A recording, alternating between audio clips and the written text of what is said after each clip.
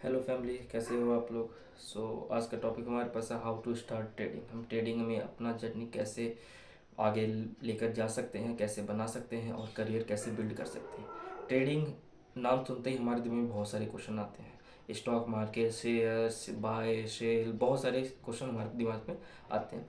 तो इसी का एक क्वेश्चन हमारे पास आता है कि हाउ टू स्टार्ट ट्रेडिंग। हम ट्रेडिंग में अपना करियर कैसे बनाएं। तो सबसे पहले इसमें आता है कि क्लियर आपका माइंडसेट होना चाहिए।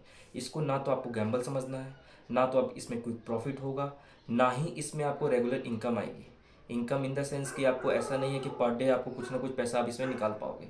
आप एक दिन निकालोगे तो 2 दिन लॉस भी करोगे इसमें। ऐसा नहीं कि आपको परमानेंट एक सोर्स ऑफ इनकम ही लेके चलना है, ऐसा कभी नहीं होगा। और सबसे मेन पॉइंट, स्किल पे काम करना है। स्किल को धीरे धीरे धीरे प्रोसेस करना है, देन उसके बाद हम एक अच्छे बिगनर लेवल के हम एक ट्रेडर बन सकते हैं। दूसरा पॉइंट आता है इसमें डीमेट अकाउंट। डीमेट अकाउंट सबसे ज़्यादा मस्ट होता है इसमें। डीमेट अकाउंट जैसे कि आपका बैंक अकाउंट हो गया, उसी टाइप से ट्रेडिंग के लिए डीमेट अकाउंट खुलता है। बहुत सारे ब्रोकर है, जीरोधा, एंजल वन, ग्रो, धन हो गया, उसके बाद बहुत सारे ब्रोकर है जिसके थ्रू आप जाके अपना कहीं भी अकाउंट ओपन करवा सकते हैं। तो तीसरा पॉइंट आता है हमारे पास मेक अ वॉच लिस्ट। अगर हमारे पास जैसे डीमेट अकाउंट बन गया तो उसके बाद हम वॉच लिस्ट प्रिपेयर करेंगे कि हम किस में हम ट्रेड करें, किस में ट्रेड करें, उसकी एक लिस्ट बनाएंगे। जैसे कि बैंक निफ्टी की बात आ गई तो इसमें आप कोटक महिंद्रा बैंक हो गया, एसबीआई हो गया, एचडीएफसी बैंक हो गया। उसी टाइप से निफ्टी में बात करें, टीसीएस हो गया, आपका रिलायंस हो गया, इन्फोसिस हो गया, बहुत सारे स्टॉक्स आते हैं जिसमें हम बाय और सेल कर सकते हैं।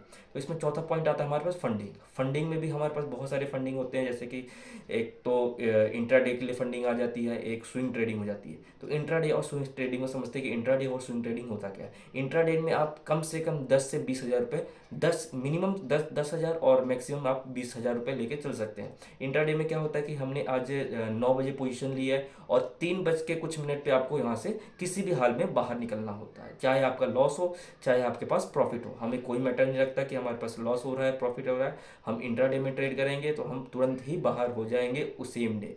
और आपकी स्विंग ट्रेडिंग में आपको कम से कम 1 लाख रुपए से लेकर 2.5 लाख रुपए तक आप मिनिमम इन्वेस्ट कर सकते हैं। स्विंग ट्रेडिंग होता है जैसे कि आप एक दिन होल्ड कर देते हैं, 2 दिन होल्ड कर देते हैं, 3 दिन होल्ड कर देते हैं, उसी को हम स्विंग ट्रेडिंग बोलते हैं। और इसमें मेन पांचवा पॉइंट आता है स्ट्रैटेजी। आपकी स्ट्रैटेजी कैसी रहने वाली है, मेन इसमें स्ट्रैटेजी ही काम आता है। और स्ट्रैटेजी बोले तो बहुत लोग मार्केट में इंडिकेटर्स यूज़ करते हैं, हम इंडिकेटर्स बिल्कुल यूज़ नहीं करेंगे। हम चीज़ों को सिंपल रखेंगे, मार्केट को एक लेवल निकालने देंगे, मार्केट अपना लेवल निकालने के बाद देन उसके बाद हम ट्रेड लेंगे। हमारा पॉइंट हमें जितना मिल जाएगा हम उसके बाद एग्जिट ले लेंगे। ऐसा नहीं होगा कि हम लालच के चक्कर में 10 पॉइंट 20 पॉइंट चलो और लेते हैं और लेते हैं और लेते हैं, ताकि इससे हमारा लॉस ही होगा ना कि प्रॉफिट होगा। और लास्ट पॉइंट हमारा आता है रिस्क मैनेजमेंट। रिस्क मैनेजमेंट इसमें बहुत ज़्यादा मैटर रखता है कि आप कितने शेयर्स पे, कितने रुपए पे कितना आप रिस्क लेना चाहते हैं, कितना क्या करना चाहते हैं। तो इसमें सबसे पहला पॉइंट आता है आपका एसएल, जो कि स्टॉप लॉस होता है। जैसे कि मान लीजिए आपने 100 रुपये का कोई शेयर खरीदा, 90 रुपीज़ आ गया, तो यहाँ पे हमें एसएल यूज़ करके हम तुरंत बाहर आ जाएंगे। ऐसा ना होगा कि वेट करेंगे 1 दिन 2 दिन कुछ टाइम तक, ऐसा बिल्कुल नहीं करना है, तुरंत हम बाहर आ जाएंगे। और इसमें होता है दूसरा पॉइंट आता है कि आपको रिस्क पर ट्रेड कितना आना चाहिए, यानी कि एक ट्रेड हमने लिया है तो उस ट्रेड के लिए हम कितना रिस्क ले सकते हैं, वो हमें ध्यान में रखना पड़ेगा। अगर वो चीज़ हम ध्यान में रखेंगे ताकि तभी हम एक सक्सेसफुल और रिस्क मैनेजमेंट के साथ अच्छा ट्रेडर बन सकते हैं एज अ बिगनर लेवल पे।